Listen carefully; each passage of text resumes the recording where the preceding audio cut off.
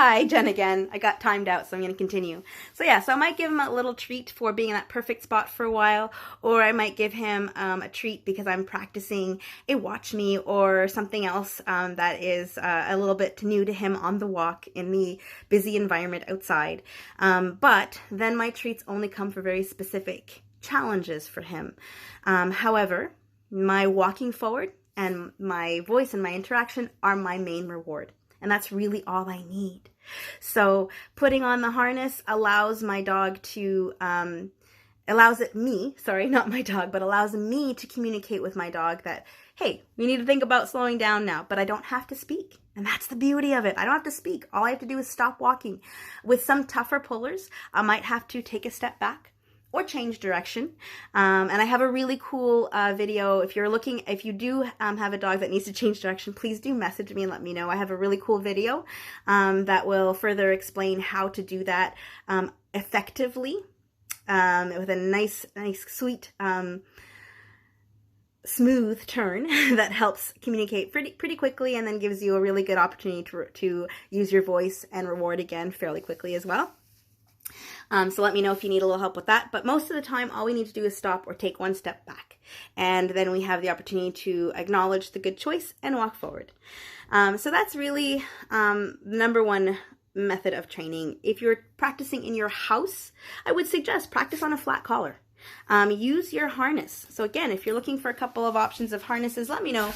But my favorite is the Freedom harness. So I'll do another video as well with how to show you how this goes on. But it basically goes, your dog's head goes through here. I was going to use Xavier, but he had to leave. And then it clips around the chest. The other thing that I like about this, the part that goes under the armpit area and across your dog's chest is felt, which is really cool, so there's no chafing. And if fit properly, other than the sensation of a little bit of touch and comfort, dogs love to feel a little bit of touch on their body, which is why calming jackets do work really well. Thunder shirts work really well. And tight t-shirt often works really well. Be careful with a tight t-shirt, make sure it's not too tight, but the contact helps dogs that are feeling uncomfortable and nervous. So the harness will help a dog that might be pulling because they're afraid. So, and that brings me back to one of my original points, is that I want to be careful that my dog is learning great emotions on my walk. If I think about the fact that my dog likely pulls because he's excited about things, or maybe he's worried about something and he's trying to pull away from it. Either way, I don't want to introduce or add anything fearful or scary for my dog at all.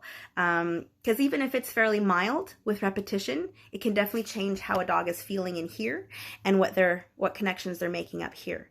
So I want to be careful that my dog sees the child bouncing the ball across the street and happily relaxed walks with me, instead of making connections in here and up here that will over time affect his overall behavior outside.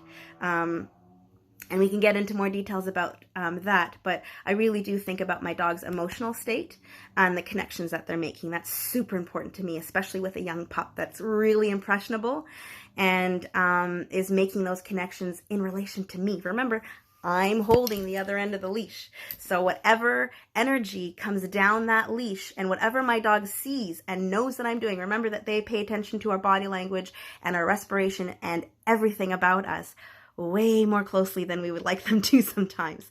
So I want to remember that everything that I'm feeling and everything I'm communicating is coming right down this leash into my dog. And in order for me to be sure that my dog is making great connections with the activity that's happening around them outside, I want to use a gentle tool with the ultimate goal of having a flat collar, which is why we practice in the house on a flat collar. So that there's no other sensation other than I'm just attached, but your dog is learning the skills. And then when they're outside and there's more activity, that's when I pull out my harness. So that allows me to have a little bit of extra ability to communicate on a mild manner, because that's all that I need. Dogs are so sensitive, as I said. So they don't really need much pressure to understand that they need to, or to make a different choice. So that's my 2 cents about teaching a dog to walk on a leash and what tools to use.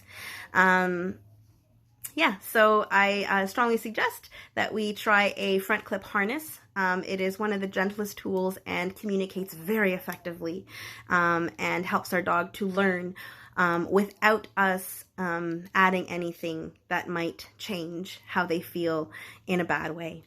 Keep our dogs happy. Keep us happy, keep things light and playful and joyful. If it doesn't look playful and joyful, it's probably not the ideal way to go. So let me know if you have more questions than that. I'm always here to answer your questions.